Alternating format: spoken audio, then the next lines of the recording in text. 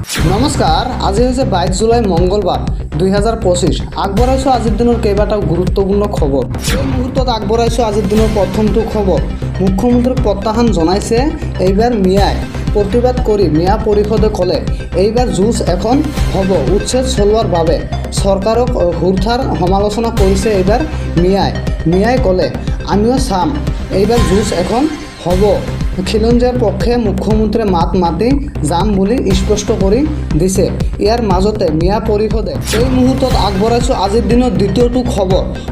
সমূহত মিয়া বনাম খিলঞ্জীয়া মুছলমানৰ আৱেগ ঢালি উচতনি নিদিব আমচু নেমচুৱে। আমি হিমন্ত চৰকাৰৰ লগত আছোঁ, এনেদৰে কৈছে গৰিয়ামৰীয়াসকলে। আমি সদায় যুঁজি যাম খিলঞ্জীয়া মুছলমানৰ বাবে। হিমন্ত চৰকাৰে বেদখলকাৰীক কৰা উচ্ছেদক আমি সমৰ্থন কৰিছোঁ। খিলঞ্জীয়াই কৈছে হিমন্ত চৰকাৰে বেদখলকাৰীক উচ্ছেদ কৰাক আমি সমৰ্থন জনাইছোঁ। আমচুৱে আৰু মিয়াৰ বিৰুদ্ধে সৰব হৈ উঠিছে গৰিয়ামৰীয়া জাতীয় পৰিষদ। মিয়াই কেৱল বদনাম কৰিছে খিলঞ্জীয়া মুছলমানক। আমচুৱে কেৱল প্ৰব্ৰজনকাৰী মুছলমানৰ হৈ মাতে। NRCত নাম থাকিলে খিলঞ্জীয়া হৈ যাব নোৱাৰে।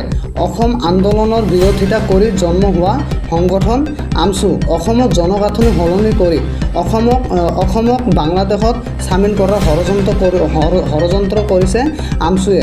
সদায় প্ৰব্ৰজনকাৰী মুছলমানৰ পক্ষ লৈ অসমৰ ভূমি বেদখলকাৰী ষড়যন্ত্ৰ আমচুৰ দৰে সংগঠনৰ কেৱল প্ৰব্ৰজনকাৰীৰ হৈ হে মাতে আমচুৱে। ভূমি বেদখলৰ প্ৰৱণতা খিলঞ্জীয়া গৰিয়ামৰীয়া মুছলমানৰ নাই। NRCত নাম থাকিলে খিলঞ্জীয়া হৈ যাব নোৱাৰে। অসমৰ খিলঞ্জীয়া ৰাইজ এতিয়া জাগিবৰ সময় হ'ল।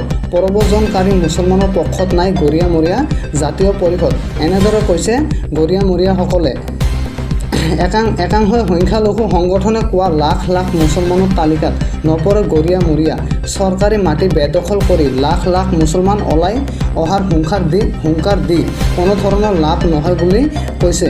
আমচু নেমচুৰ প্ৰতিবাদৰ হুংকাৰক প্ৰত্যাখ্যান গৰিয়ামৰীয়া জাতীয় পৰিষদৰ। মুছলমানৰ নামত সাম্প্ৰদায়িকৰণ নকৰিবলৈ মুছলমান সংগঠনক সকীয়নি দিছে গৰিয়ামৰীয়াসকল। মুছলমানৰ আৱেগ ঢালি গৰিয়ামৰীয়া খিলঞ্জীয়াক উচতনি নিদিব।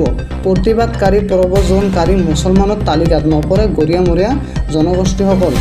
1,40,00,000 মুছলমান ওলাই অহাৰ হুংকাৰ দি কোনো লাভ নাই আমচু নেমচুৰ লগত কোনো সম্পৰ্ক নাই বুলি গৰিয়ামৰীয়া জাতীয় পৰিষদে স্পষ্টকৈ জনাই দিছে। উচ্ছেদিত গৰিয়ামৰীয়া জনগোষ্ঠীৰ লোকক সংস্থাপন দিয়ক চৰকাৰে। সকীয়নি জৰীপ চলাই দেখি গৰিয়ামৰীয়া জোলাসকলক নিৰ্বাচন কৰক চৰকাৰে। কেৱল ইছলাম হোৱাৰ কাৰণেই গৰিয়ামৰীয়াক উচ্ছেদ নকৰিব চৰকাৰে, এনেদৰে কৈছে গৰিয়ামৰীয়াসকল। কেৱল মুছলমান হোৱাৰ বাবেই চৰকাৰে উচ্ছেদ নকৰে। এই মুহূৰ্তত আগবঢ়াইছোঁ আজি তৃতীয়টো খবৰ। 1 আগষ্টৰ পৰা অসমৰ খিলঞ্জীয়াক দিয়া হ'ব অস্ত্ৰৰ লাইচেন্স। আবেদন কৰিলে লাভ কৰিব এই অনুজ্ঞাপত্ৰ। সংখ্যালঘু অধ্যুষিত জিলাৰ খিলঞ্জীয়াই কৰিব পাৰিব আবেদন। 1 আগষ্টৰ পৰা মুকলি কৰা হ'ব পৰ্টেল। গৰুখুটিৰ কৃষকসকলেও আবেদন কৰিব পাৰিব। ধুবুৰী, গোৱালপাৰা, বৰপেটা, ৰূপহী, নগাঁও, ধিং, লাহৰীঘাট, লখিমপুৰ, মৰিগাঁও, দৰঙৰ লগতে সংখ্যালঘু জিলাৰ খিলঞ্জীয়াই অস্ত্ৰৰ বাবে কৰিব পাৰিব আবেদন। মুখ্যমন্ত্ৰীয়ে এনেদৰে ঘোষণা কৰিলে।